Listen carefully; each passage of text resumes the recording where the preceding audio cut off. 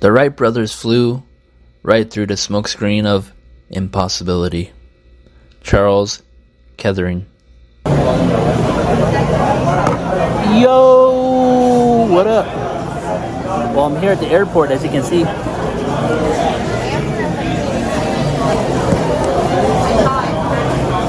And I'm gonna be on the road for the next few days, and you guys are gonna come along with me to parts unknown. So right now I'm just waiting on my food. I ordered some food, got me a nice drinky drink, wink wink, and I got me some water.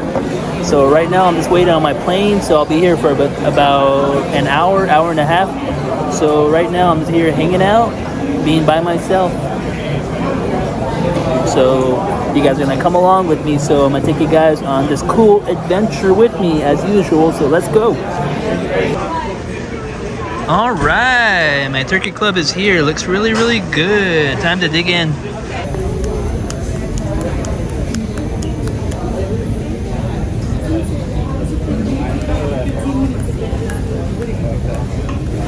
Passenger Patoa, please check in at gate A10. Ontario passenger Patoa, please check in at A10. Okay, the Raven has landed. Right now I am in Columbus, Ohio. Made it to my hotel room. I got off the plane like around 10:30 and it is already 12. Right now I'm just getting things ready for my road trip for the next few days. For tomorrow I unpacked and I planned out the routes I'm going to be stopping at. So Midwest regional map for my collector's edition passport for national parks, and I'm pre-starting on getting my vlog ready. And here's the shirt I was wearing today, so I got some subscribers while I was at the airport, so that's pretty cool. And shout out to Curley's Crewzin, keeping me company. I'm actually jumping between lives, so I'm watching Curley's Crewzin and I'm also watching Kristmas and Byron's live right now, if it'll load. Come on. I guess I need a higher one. I don't know where to get one though. Dang, all old school. You gotta use one of those electrical ones. Christmas, you guys are all living in the old school age. Hey. But yeah, let me give you a short tour of my hotel room, my bags, my shower slippers. And I like using shower slippers because you don't know whose feet has been inside the inside the shower. So yeah. So that's why I like to use shower slippers, because you don't know if they clean it properly, and you don't know what kind of bacteria people have. So kind of crazy. And yeah, man, my shower, my toilet, and I'm already getting things ready. I'm about to head to bed. Hello. So yeah, man, I'm just getting ready for bed. Pre-starting on the vlog, watching Kristmas and Curley's Crewzins. Shout out to me. Hey. But yeah, man, I just thought I'd show you guys that I landed safely and I'll be cruising for the next few days. So I'll see you tomorrow in a few hours. Yo! What up? Good morning, wherever you're tuning in from. Good afternoon, good night, good evening, where and whenever you're tuning in from. My name is Mr. Ryan. Welcome to another day on the road. Well, first day on the road technically, but I'm here at Kroger's. It's the off-brand version of Walmart for those of you that live in the West Coast. And shout out to those of you that live in the area where Kroger's is popular. Right now I'm at Kroger's. I got done shopping. Of course, for those of you that are new, I always like to go ahead and stop at a grocery store and get some snackies, because I don't want to be stopping at every freaking gas station trying to buy snacks. So let me show you guys my quick haul really quick. Got me some chocolate chip chewy bars. These are really good. Got me some of these organic fruit layer bars. I was surprised they sold these here, because in the area where I live in Phoenix, there's a grocery store called Fry's Market and Drug. They sell these, and I was really surprised they sold these, so I love it. And of course, I also got me some dried apricots. So yeah, that was my haul for Kroger's here. Also, what I was very excited to know that I got too was a Kroger's card. So I'm like, man, I'm pretty sure I'm gonna be back in the area. So I got me a Kroger's card. I was like, lady, or ma'am, excuse me, can I have a Kroger's card? He said, yeah, here you go. And I was like, yes, got me a Kroger's card. So right now I'm heading out, just about to head out. I gotta make at least 2 more stops. I'm gonna get me some coffee. Well, I'm gonna get me some breakfast, and I'm gonna get me some coffee. Then I'm gonna head out, and we're gonna go on to our first adventure on the road. Our first stop, official stop, like first monument stop. So you guys are gonna come along with me. So let's go. Woo! Shout out to Kroger's. And along my road trip, I will also be letting people know about the gas. Here in Columbus, Ohio, gas is $3.36 a gallon, so pretty good.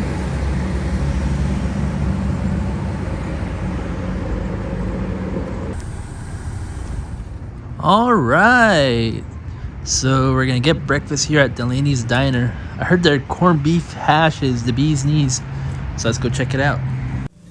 All right, here's my full-on meal. I got bacon, hash browns, corned beef hash with sunny side egg, toast, and their French toast, and of course I got my water and my coffee. So if you guys want to say hi to the live, say hi to the live. I'm on the live and I'm vlogging at the same time. Let's see. So you got Luis, you got Kristalina. Anyone else want to say hi to the vlog? Patrick, good morning, Mr. Ryan. Good morning, Patrick. So if you want to say hi to the live, you'll be on the next vlog that I'll be dropping here in a day or two. Game Panda, hello. Frederick, good morning. Good morning, Frederick. But that's it. I'm going to close out right here. Okay. All right. We'll see what they have. Good morning, welcome to Martin. How can I help you? Yes, can I get an iced coffee? Any type of flavor, or just regular iced coffee? Do you have French vanilla? Yes. Okay, I'll take a French vanilla. And do you have any alternatives to the milk? I'm sorry? Do you have any oat milk? Yes. Okay, I'll take that. Vanilla oat milk. And I'll take a large. You want a large iced coffee? Yes. And you want oat milk in that, or just an extra side of it? I want oat milk inside of it. Okay. Anything else? No, thank you. That'll be all. $3.45. Thank you. No problem. Awesome. Shout out to Tim Hortons. So we're gonna give this Tim Hortons a try, since apparently it's the bee's knees, because there's a long line and there's like more people behind me when I got here. So too bad they weren't open, like the dining area, because I wanted to see what it looked like from the inside, but maybe next time. So let's go ahead and give this coffee a try. This iced coffee I bought. Okay, so I'm back on the road. I've tried the Tim Hortons, and I don't know if it's the place there, that location, or if it's all the Tim Hortons that taste like that. But I'm not gonna sugarcoat it. This Tim Hortons I'm drinking tastes like crap. I don't like it. It's not good. It's really sugary and it's real milky, and I can't drink it. So it's not good. And on top of that, the service was really not so good, because when I pulled up to the window, I seen 8 different people trying to figure out what was going on. They're like, no, this person had this person ordered that. And one of the people asked me, so did you order the bagel? I'm like, no, I ordered the iced coffee. They're like, okay. And then they're running around trying to say, oh, he's the one that got the oat milk in there. And they're just like, there was no organization in that Tim Hortons. I don't know if they're all like that, but I don't want to label them all like that. So if I see another one, I'm probably going to order it from there, probably a smaller size, because this Tim Hortons I'm drinking, it is not good. So that's my reaction to that. And as for the dinner, or not the dinner, the breakfast I had earlier, I give that a 10. Service was awesome. The waitress was awesome. The atmosphere was chill. The food was really good, really good. So I give that place a 10 on the MR.RYAN travel scale. So let's continue on this journey with me.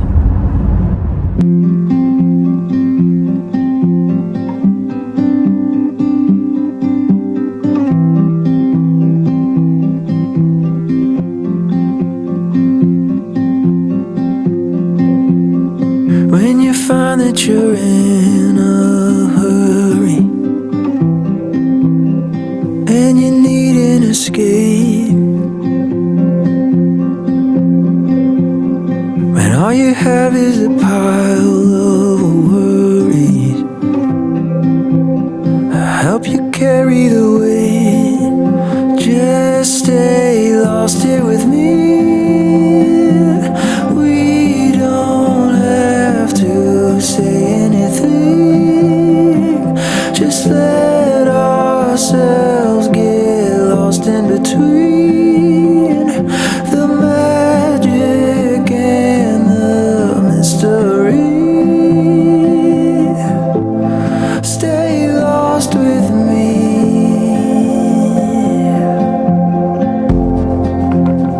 Sitting here in the stillness and quiet, losing track of the time. Oh, this memory will burn the brightest. Leave it be, let it shine. Just stay lost here with me. We don't have to say anything. Just let ourselves get lost in between. Alright, I made it to Huffman Prairie Flying Field, Wright Patterson Air Force Base, Dayton Aviation Heritage National Historic Park. Man, this thing is like hidden in the woods. So this national park, I thought it was on base, but it's on the outskirts of the base. So if you guys are ever coming here, it is not on base, so you don't need a clearance to come on here. So this is gonna be pretty cool. It took me a while to find it, but I found it, so we're gonna go check it out. All right, we got our first plaque, and it says Dayton, Ohio. The historical sites that make up this national park are located throughout Dayton. The staff at parks visitor facilities can help you plan your visit. So, all right, so let me see. We're right here, and right here it says Wilbur and Orville made more than 100 test flights here in 1904 to 1905. You can see their 1905 Wright Flyer 3rd exhibit at Wright Brothers Aviation Center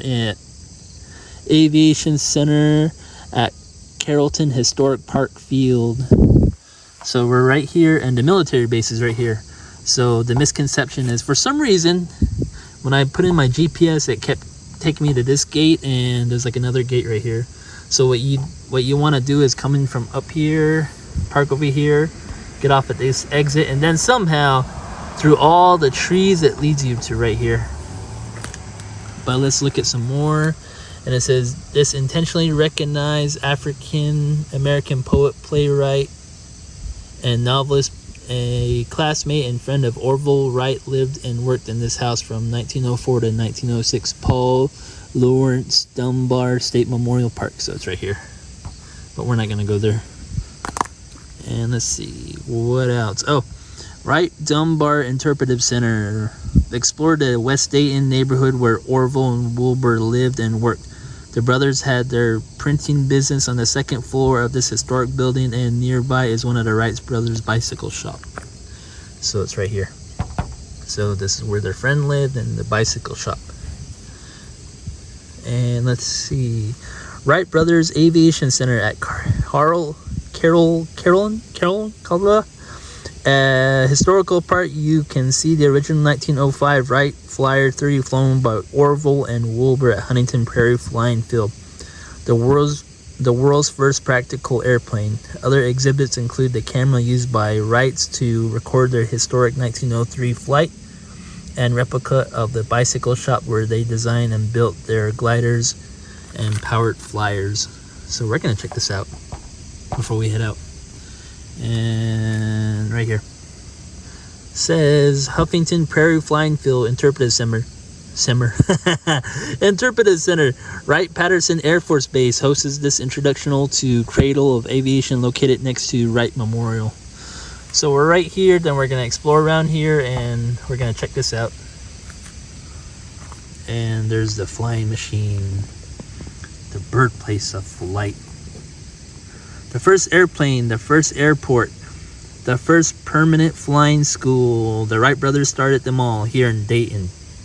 After their first short flights at Kitty Hawk, North Carolina in 1903, Orville and Wilbur and Orville returned home to their workshops in Dayton. They spent the next 18 months building and testing their flying machines, striving for a fully controllable aircraft. By the end of 1905, their machines could fly 20 miles or more at a time. Pretty cool. So if it wasn't for them, we wouldn't be flying, and I wouldn't have been flying here from Phoenix today.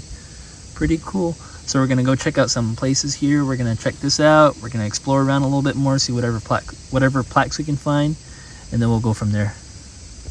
Let's go. Our second plaque. I don't know what that is. It says, commuter flyers Wilbur and Orville rode a trolley here almost every day except Sundays. During 1904 and 1905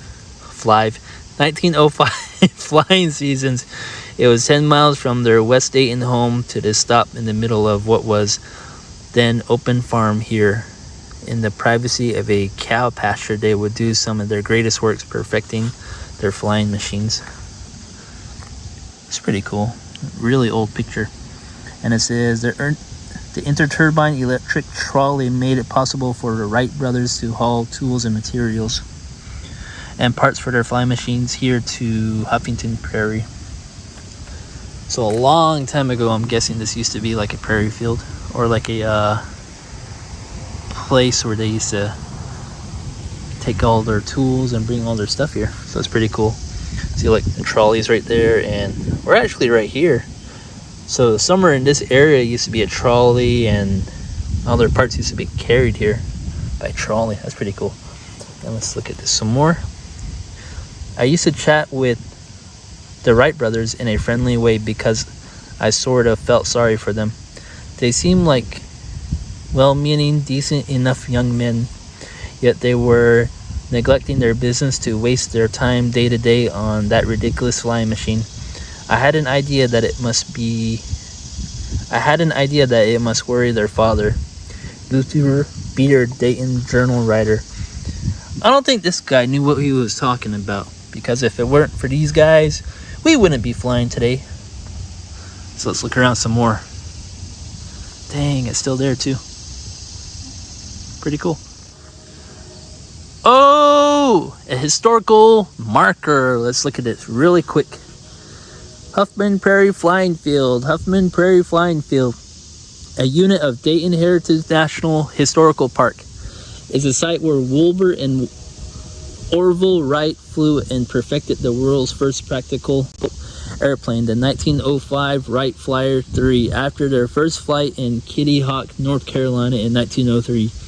The Wright brothers mastered their principles of controlled powered flight at Huffington Prairie during 1904 to 1905. From 1910 to 1915, they operated the Wright School of Aviation here, training many of the world's first pilots, including many military pilots. The Ohio Bicentennial Commission, the Ohio Historical Society, 2003. Pretty cool. So let's take a look. Born on the bayou. Hey, it's not even a bayou.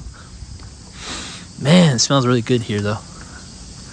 So let's go check this place out, man. Okay. The first airplane. If you walk just past these trees, you can visit the Cradle of Aviation, 84 acres of ordinary pasture where Wilbur and Orville Wright taught themselves to fly. Alright, so we're right here, and this whole thing is like a airport. So we're gonna go check out the Catapult, and we're gonna check out the hangar. All these cows, and then they're flying over here. So back in the day, this used to be a airport. So we're gonna go check out the plaque and check out everything else. Let's go. You know, every time I'm walking somewhere that is historical, I think to myself, I'm walking right through history, where great things occurred and transpired over time.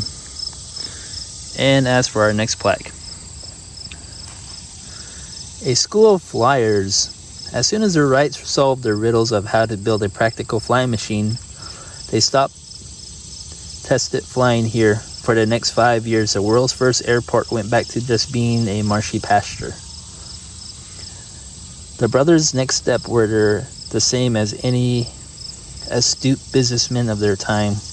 They secured patent rights and began to promote their new product internationally. And in 1910, the Wrights began to charge eager adventurers a fee to learn how to do what the brothers had risked their life and limb to master. When their first student's pilot soloed here, Orville and Wilbur themselves had flown full circle. In 1904, Wrights entered this pasture as fledgling flyers. 6 years later, they returned as professors of the air. Whoa. Pretty cool. And look, some of the paperwork they had. And these lessons I do of my own volition and hereby assume whatever risk of personal injury. So that was the training agreement written in black and white. And here's like an example of their brochure, the Wright School of Aviation. And it says, quote, pupils usually learn to fly in 2 or 3 hours of actual practice in the air. And I know that is not true nowadays. Got to put hours into trying to figure out how to fly. And right here, I agreed to pay the Wright Field Company a sum of $750. And there's the application. It's pretty cool. And right here, in all 119 pilots, both civilian and military, learned to fly here. The stone outline on the ground ahead shows the location of the flying school's hangar seen below. The bronze tablet at the memorial right on the tall bluff behind you records the student pilot's name. So that's the cement block that they're talking about, the bronze tablet. Or no, the stone outline is the location of the school's hangar.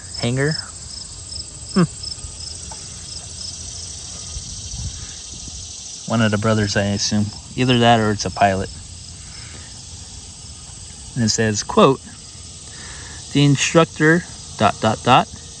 is ever present and ready to take charge should the pupil make any serious mistakes.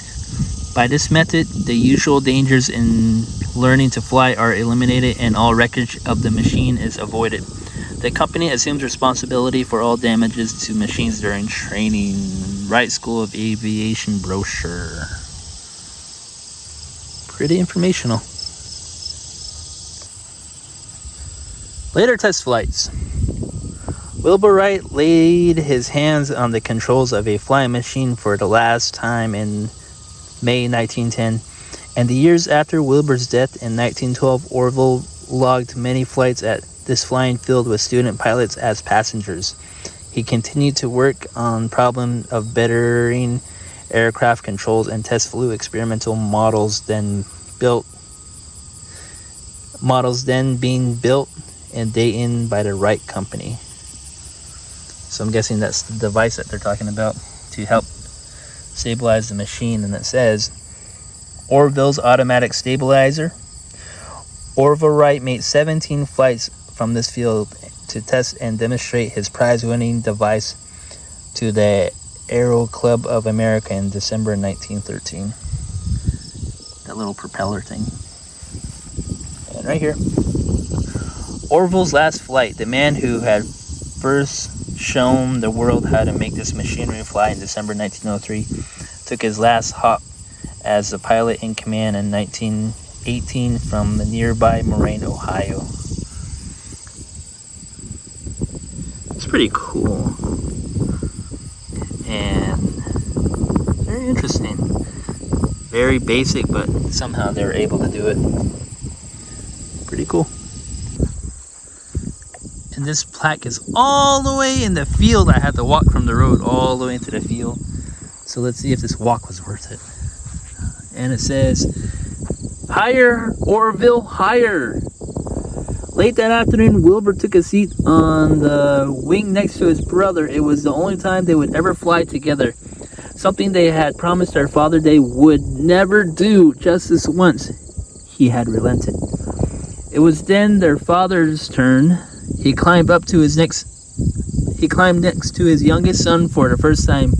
At the point during the flight, Milton leaned closer to his son's ear and shouted above the roaring engine propellers slipstream, "Higher, Orville, higher!"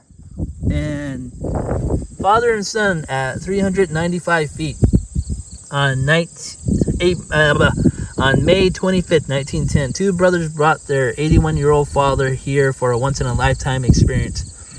The Wrights had been flying for 6.5 years and had full confidence in their skills with their flying machines. So yeah, see, that's Orville right there, the younger guy, and the father right there, Milton Wright. That's pretty cool. Dang, daring family. So let's go check out some more plaques and see what we can find around here. Starting device to take off by engine power alone and Dayton light winds. The Wright brothers had to lay out as much as 240 feet of wooden rails. If the breeze shifted, the track had to be moved and pegged down again to face a new wind direction. But after they built the Catapult in 1904, the Wrights could launch their flyer with only 60 feet of rail. Quote, "It is evident that we will have to build a starting device that will render us independent of wind, and now designing one." Wilbur Wright, August 8, 1904. Whoa, that's crazy. It's pretty cool. Oh, it's like a slingshot, so I'm guessing it kind of pulls it. See right here, the starting point is, so it pulls it back and it shoots it off. I'm guessing, I don't know, I could be wrong on that. And it says, Catapult assisted takeoff. A team of horses pulled a 600-pound counterweight on top of the wooden derrick. When the Wright fell 16 feet, it added enough space to get a flying machine airborne regardless of the wind direction and strength. The Catapult in front of you is a replica. Oh, okay, so that's the Catapult. Let's take a closer look.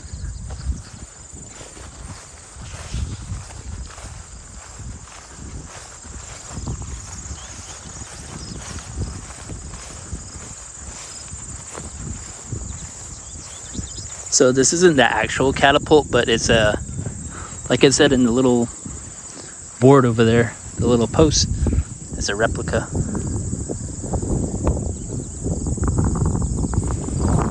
And they had 60 feet of that. Huh. Awesome. Alright, so these flags right here. There's one right there. There's one way over there. And there's one way out there. If you guys can see it, focus. So there's one right there, and there's one right there. And I'm guessing there's like two more over here somewhere. And within that whole area is where the Wright brothers flew and tested their flying machines. Because as it said in the plaque, they didn't want to disturb any of the boundaries of the field of anyone's outlying property. That was nice of them. So we're standing in the original airport, the first ever airport. Dang, it feels so cool.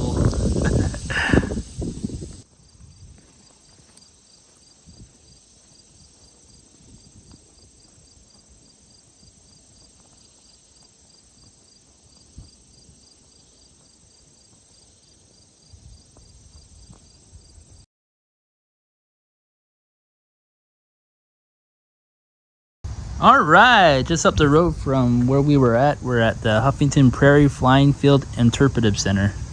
So this is also off base, and we're gonna check it out inside. And it's also a memorial park to the Wright brothers, so we're gonna go inside if we need to check in, and or if there's any stamps here.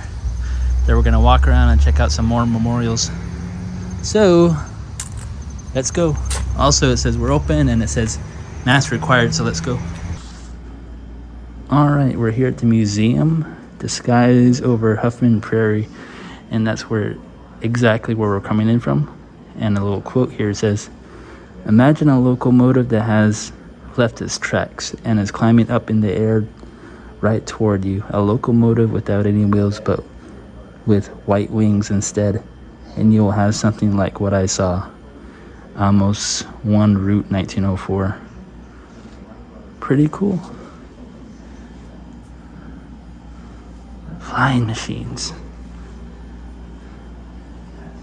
It's pretty cool. And it says perfecting the airplane. And of course, that's exactly where we were at. And those were the flags right between those circles right there. Because we walked this whole thing, and of course, right here is the hangar. That's pretty cool. And this was like a little diagram of what went in. So like building the Wright flyer, and it says pool. And that gives a little information about what happened between then. The Wright flyer began in building the Wright flyer's second in January 1904. Wing and Prairie, spring 1904. That's pretty cool. Light winds in 2304. It's pretty cool. Nothing to write home about. It's pretty cool. Cycling success and flight. Oh yeah, here's the derrick that they were talking about, the little triangle thing. So that was the rail, which was about 50 feet. There we go, 50 feet. So it's like a pulley system and a derrick, and it would pull the plane and shoot it out. So that's pretty cool. Oh, look at that. I love looking at old, very old checks.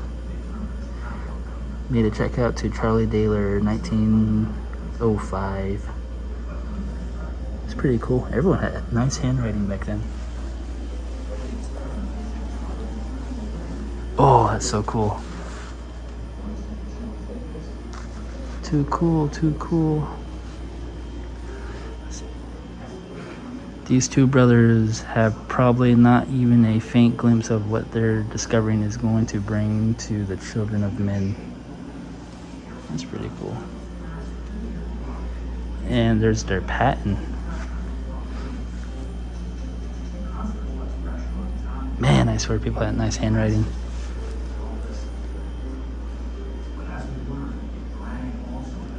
What is that? The Wrights have flown, or have they not flown? They possess a machine, or they do not possess one. They are in fact flyers or liars. It's difficult to say. It's difficult to fly. It is easy to say we have flown. So people accuse them of not flying. So, and look, a raven right there. We're not even talking about birds, and yet a raven shows up right there. Kings of the Air. Oh, it's so cool in here.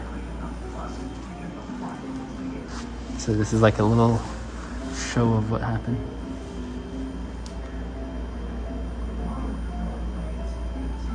Dang, really old school.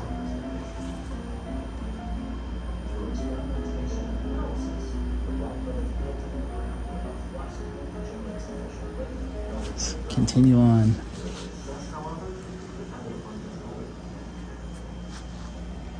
So it carried 2 people.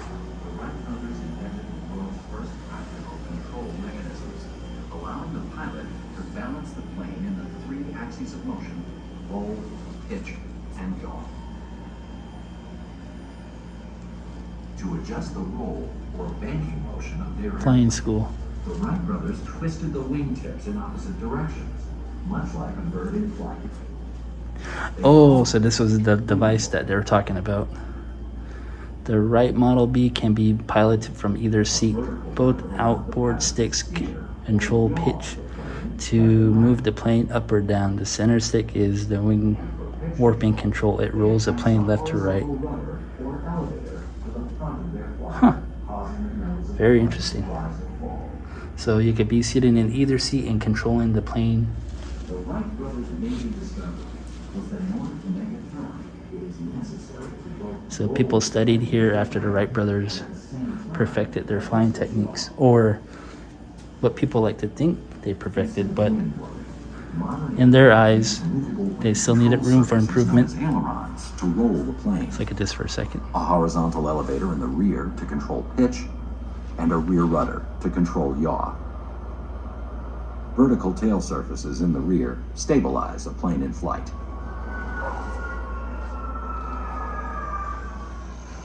Authorized personnel only. Let's go break some rules. Scientists have built on their ideas. Today, airplanes move faster, travel farther, and fly higher. I like the sign.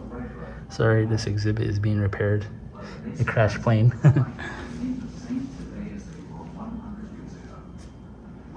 So this is just basically a overview of everything we read about at the Prairie Field. And like the history of flying that came after the Wright brothers.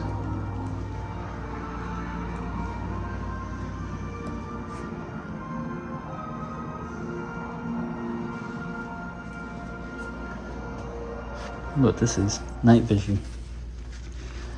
Researchers at Wright-Patterson Air Force Base have made many contributions to advancement of night vision technology.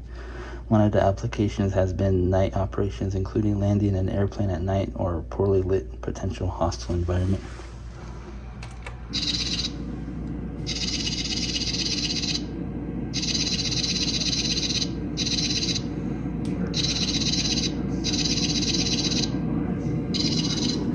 Look at that mask. It's pretty cool.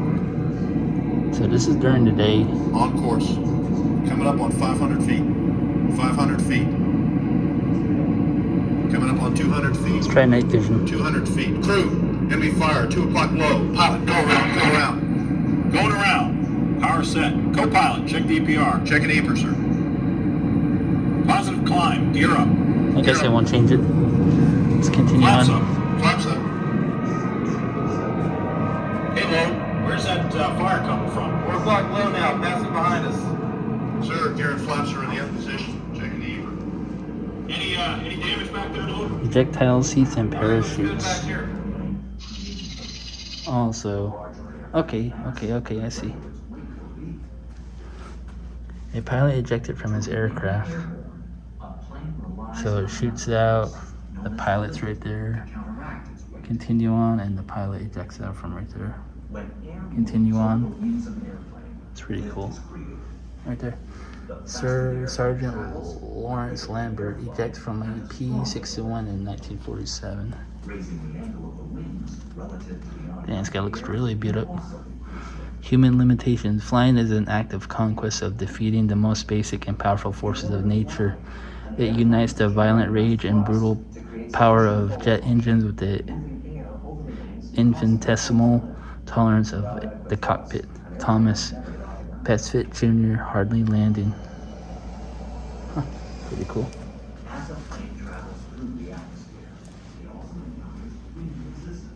Turbo supercharger. Dang, I don't know what that is, but it looks very, very powerful. Oh, it's a jet engine, okay. Early gas turbine engines tested at the Wright-Patterson Air Force Base during the 1940s. So this is a jet engine. That's pretty cool. If you zoom in really quick, you can tell by the different dials and numbers on each one. Pretty cool. The first swept winged aircraft in the U.S. fighter inventory. First wing, the Korean War era F-86 Sabre was one of America's most successful jet-powered aircrafts. It's a really big engine.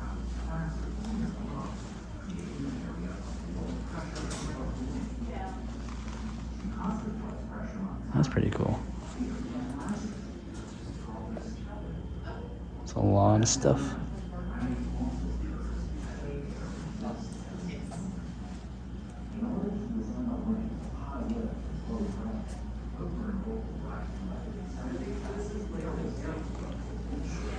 The gift of wings, more than anyone I have ever known or read about, the Wright brothers gave me a sense that nothing is impossible. I like to think that the Air Force has rooted this in its traditions in that spirit. Once again, nothing is impossible. And before I head out, I'm going to put my name in this book. Mr. Ryan, YouTube, Phoenix, Arizona, and of course, yo. So time to head out. Alright, let's take a look at this plaque. Very fancy. In commemoration of this courage, perseverance, and achievement of Wilbur and Orville Wright, through original research, the Wright brothers acquired scientific knowledge and developed theories of aerodynamics, which their invention of aerial control enabled them in 1903 to build and fly at Kitty Hawk, the first power-driven man-carried aeroplane capable of flight. Their further development of aeroplanes gave it a capacity for service, which established aviation as one of the greatest forward steps in human progress. As scientists, Wilbur and Orville Wright discovered the secrets of flight. As an inventors, builders, and flyers, they brought aviation to the world. So yeah, pretty nice monument.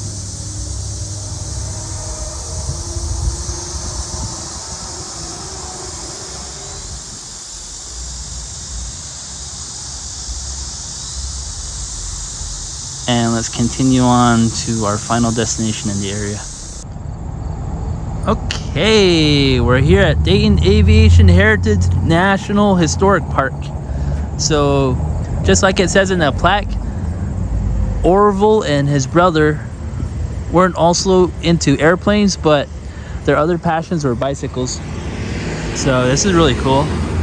They got the greatest aviators, Dayton, Ohio, June 17th to the 18th, 1909. And you can see the mural right there. That's really cool. Wilbur and Orville. That's really cool. And we're gonna see if we can go inside there. If not, that's okay, because we're gonna check out the bike shop right here. And of course, they say you have to have masks, so make sure you bring your mask if you're ever here. Let's look at the back. Same thing.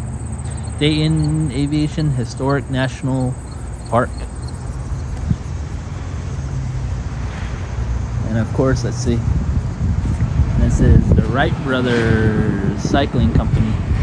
So we're gonna go check this out. Let's go, everyone.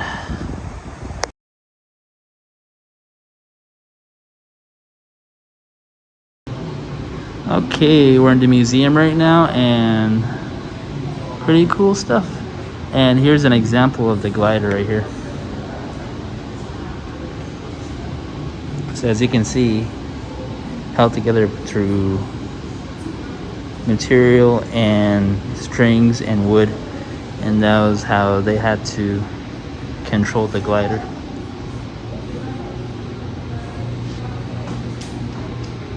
So this was their first attempt, and then over time they improved their variations of how the flying machine was, and then over time they're able to put two people on there.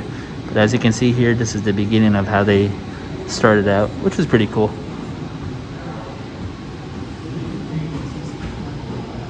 Designs and Wright. Orville's keen interest in printing blossomed when he started a business with Ed Signs. So I'm guessing that's a depiction of what he looked like. And when the Wright family returned to Dayton in 1884 after living in Richmond, Indiana, Orville discovered that his childhood pal Ed Stein shared his passion for printing. The two teamed up and began producing a pocket-sized newspaper, The Midget, for their 8th grade classmates. The boys tried to cut corners on the project by boldly printing the name, signs, and Wright twice diagonally across the 3rd page. When Orville's father, Milton, saw that uninspired effort, he banned the paper, telling the boys that their readers would feel cheated. Better for a lesson learned, Ed and Orville turned their attention to printing handbills, letterheads, and circulars for neighborhood businesses. Oh, I guess this is it. See, it's nice and clear, and then this one's a little distorted a bit. So I'm guessing that's what they were talking about. And look, letterpresses. This letterpress is similar to the one used by the Wright brothers. It's really old.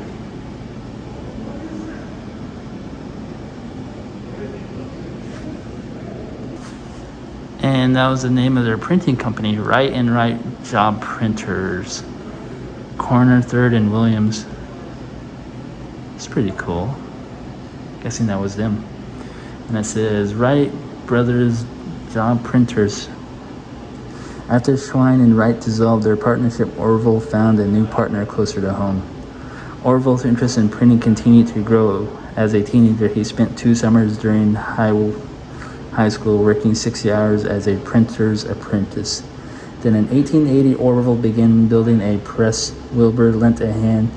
The result was a particular looking machine built of scrap metal, wood, and buggy parts. It was awkward looking, but it worked, and Orville used the new machine to print a pamphlet that Wilbur had written for their father's church. Name, quote-unquote, Wright Brothers Job Printers, appeared for the first time on the bottom of the opening page. So that's what it looked like. Pretty cool. And I'm guessing this is what it looked like back then.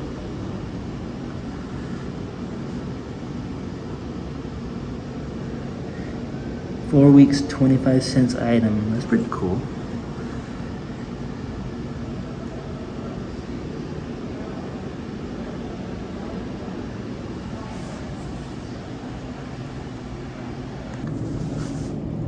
Local newspapers.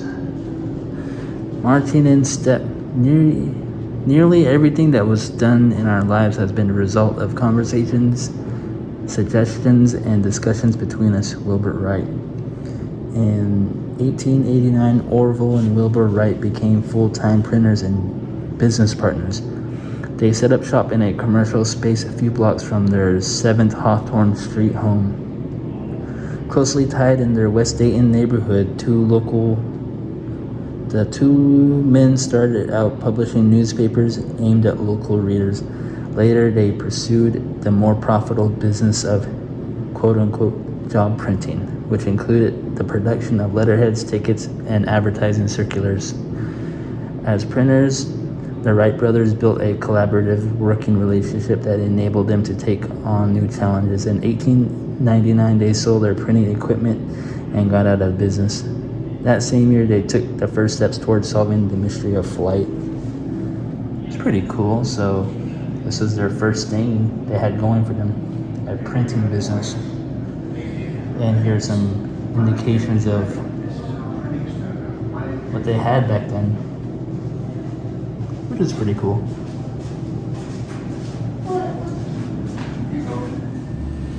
Okay, we are in the bicycle shop, and right here it says repairing and making bicycles. Wilbur and Orville Wright built this workshop to repair and manufacture bicycles. So not only were they interested in making aviational units, they would make bicycles here. So that's the thing they would use to make bicycles. And this is where the bicycle shop's at, 22 South Williams Street. Still here to this day. And here's the earliest bicycle. called a draftsman, which was invented by 1830 German nobleman Carl Friedrich Drask. So I'm guessing that was him. Earliest bicycle, and pretty cool. Some wheels in the back too. And I like the pictures in the back too. So like jeans right here. And it says the bicycle craze of the 1980s began with the introduction of the safety bicycle. So from the other one we've seen over there were no safety features on there, but as time progressed, they started to add so many different safety mechanisms to the bicycle. And as you can tell from the pictures, bicycles improved over time. Pretty cool. But the one I'm always laughing about is this bicycle right here. Ordinary bicycles require skills and dexterity to ride them. Here, William Martin, the champion rider, sits astride his ordinary bicycle around 1891. That's pretty cool. Go figure. Let's go check this one out.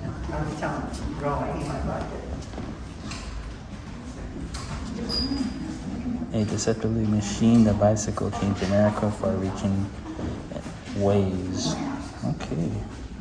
So in 1890, almost everyone wanted a bicycle. Men, women, and children clamored for the merry-wheeled in ever-increasing numbers. Businessmen, manufacturers, and works answered the call of churning over millions of bicycles each year. So, a lot of advertising for bicycles back then, which is pretty cool. Let's take a look at these pictures.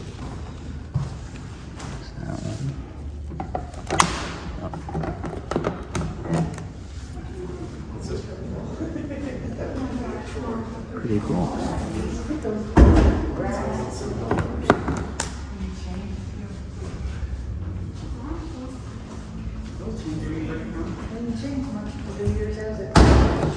I guess that's all the pictures for now. So let's continue to carry on. Oh, look at that bike up there. A two-bike person, or yeah, two-person bike. But let's read this really quick. Bicycle parts and airplane parts. The Wright brothers adapted many bicycle parts for us in their first airplane. Lift the panels to see where Wilbur and Orville used bicycle parts on the 1903 Wright Flyer. Okay, so these are the bicycle parts they would use. Oh, right there, I see it. Oh, that too. Pretty cool. Oh, and that too. Man, that's pretty cool. I didn't even know that. I did not know they used bicycle parts to go with their first airplane. That is insane. Very inventive. And just more stuff about bicycles. So yeah, pretty cool.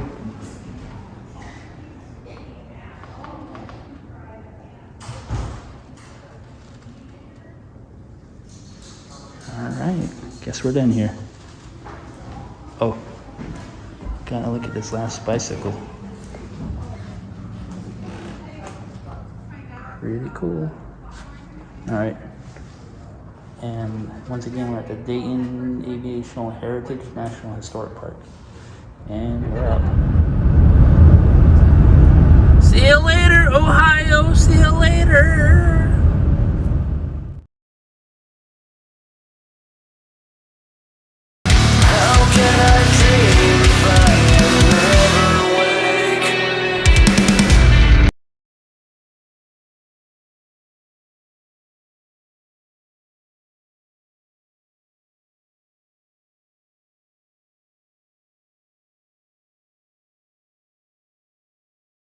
It says in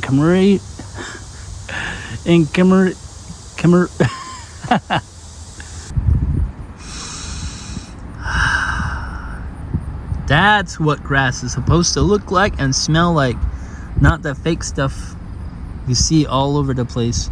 That is real grass. I just want to lay down in the field, sleep there all day under this tree right here.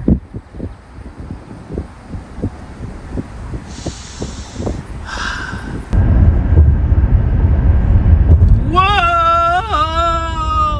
I finally made it. The arches I want to see, and I don't mean McDonald's arches. I finally made it to St.